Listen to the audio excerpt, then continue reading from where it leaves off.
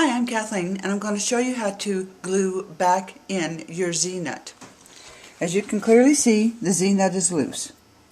We have a tool that's specially made that helps with this process.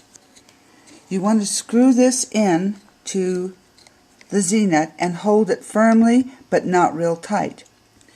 You want to take your specialty glue and you want to run a bead of glue on this ledge all the way around.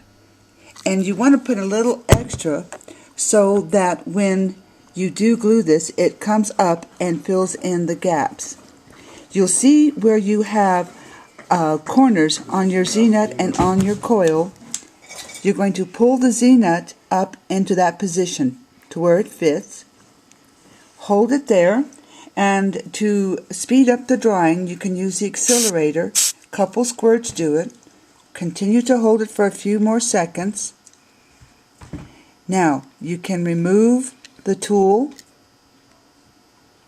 and your Z-nut is ready. Give it another minute or so. It is ready to put back onto the shoe.